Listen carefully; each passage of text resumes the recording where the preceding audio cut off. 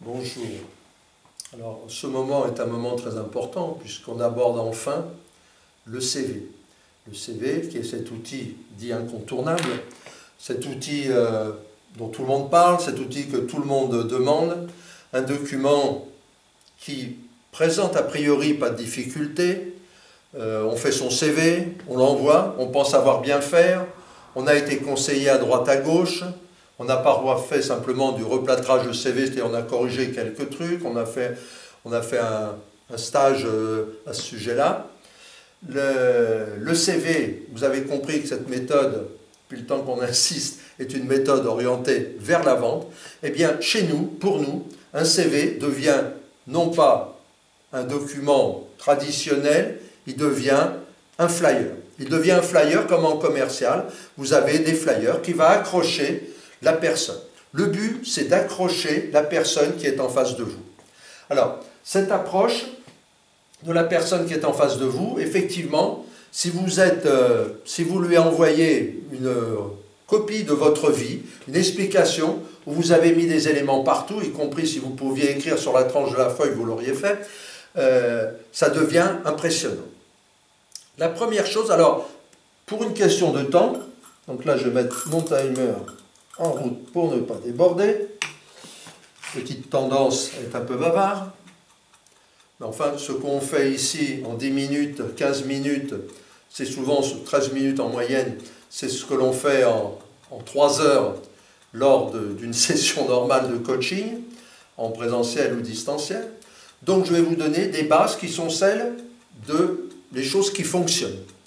Si vous allez sur Internet, dans votre barre de recherche, Google ou autre, vous allez taper CV, encore mieux CV moderne, parce que vous pouvez avoir des CV un peu trop classiques.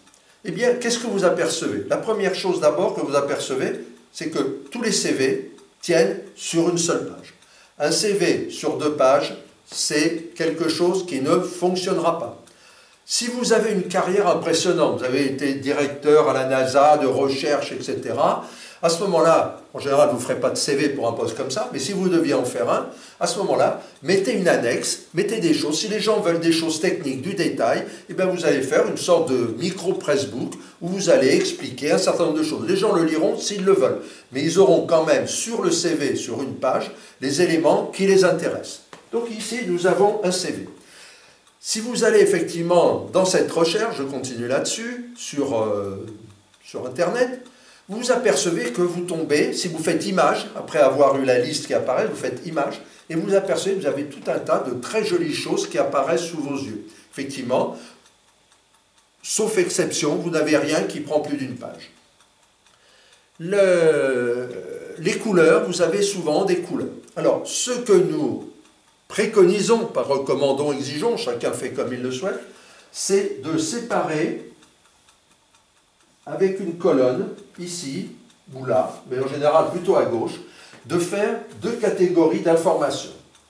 La première catégorie d'informations, la première information qui est ici, contrairement à beaucoup de CV, mais qui sont plutôt des CV héritant de modèles anglo-saxons, c'est de mettre le poste. Quel poste vous visez? Le poste qui est là, c'est soit votre métier, si vous continuez à le faire et qu'il n'y a aucune ambiguïté, mais ce qu'il faut, le mieux, c'est de reprendre le titre du poste qui est dans l'annonce. Vous êtes responsable des achats France-Grande-Bretagne, eh bien vous mettez responsable achat France-Grande-Bretagne. Vous reprenez, c'est-à-dire vous répondez à ce qu'attend la personne. De plus, il peut y avoir dans cette structure, dans cette organisation, plusieurs recrutements en cours. Qu'est-ce que vous allez mettre d'autre? Ici, vous allez mettre quelque chose sur lequel on reviendra tout à l'heure. Certains voient tout de suite de quoi il s'agit, mais on en reviendra tout à l'heure. Et là, vous allez mettre vos compétences. Vos compétences.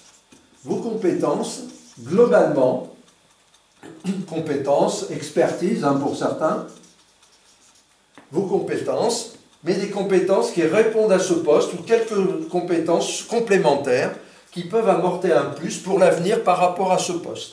Des choses que vous avez faites. Inutile si vous avez été professeur d'anglais et que là il s'agit de travailler à la fabrication d'objets sur une chaîne de fabrication, inutile d'aller parler qu'effectivement, d'aller mettre en avant que vous êtes tout à fait bilingue français-anglais.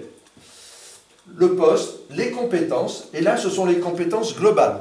Parce que dans la partie suivante qui ira jusqu'en bas de la feuille, nous allons mettre le parcours, hein, donc effectivement, les expériences que l'on a eues, expériences.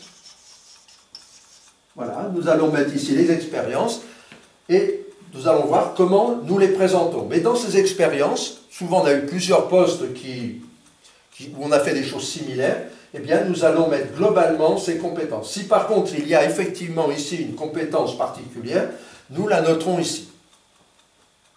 Dans les expériences, nous allons, on y reviendra tout à l'heure, ici, qu'est-ce que l'on met? Ici, impératif, la photo.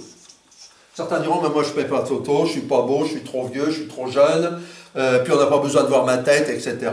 Un CV qui n'a pas de photo dans un monde où la communication est une priorité, pour nous, est une erreur majeure. Donc on met sa photo ici, et sous la photo, on va mettre, non pas son nom et son prénom, mais son prénom et son nom.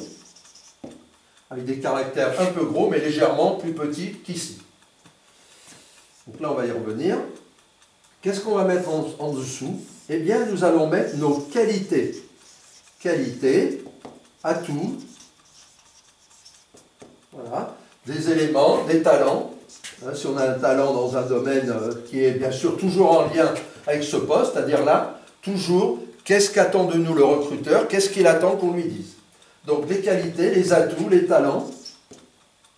Et puis ici, je vais pouvoir mettre par exemple ma formation.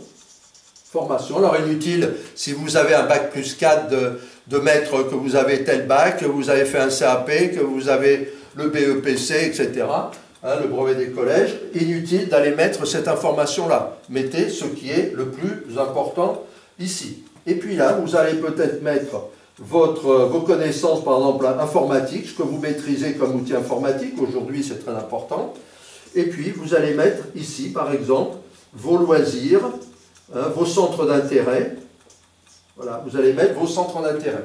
Je vous montrerai dans une deuxième vidéo, parce qu'on n'aura pas le temps de tout faire dans celle-ci, je vous montrerai effectivement des choses qui vont vous permettre de comprendre, de voir des modèles de présentation et que vous pourrez bien sûr reprendre si vous le souhaitez, ou éventuellement s'il y en a un qui vous intéresse dans les modèles, de me dire est-ce que vous pouvez m'envoyer tel modèle, ça peut se faire. Donc ici j'ai un certain nombre de choses que les gens vont visualiser très rapidement. Les qualités ne sont pas, on l'a déjà dit, des compétences. Les compétences ne sont pas des qualités. Savoir-faire, pur savoir-être. Hein, pensez à ceci. Comment est-ce qu'on exprime ces expériences? On exprime ces expériences d'abord en les mettant peu nombreuses, parce que si vous avez des expériences, par exemple, si vous sur 30 ans de métier, eh bien vous risquez d'avoir une liste impressionnante. Et vous allez le mettre où? Les expériences à plus de 15 ans, sauf exception, parce que là vraiment vous avez fait quelque chose qui est très en rapport avec le poste, n'ont pas d'intérêt. Donc vous pouvez mettre, si vous avez 30 ans de métier, vous allez mettre les 3 dernières expériences. Et puis ici, alors après il y aura des particularités, hein, ici vous allez mettre de telle année à telle année, vous mettrez telle société, tel emploi, etc. Vous pouvez mettre des choses résumées en bas de votre CV à ce niveau-là. Comment on exprime une expérience? Regardez les documents. Eh bien, on va mettre par exemple de 2015 à aujourd'hui, par exemple, ou à 2020.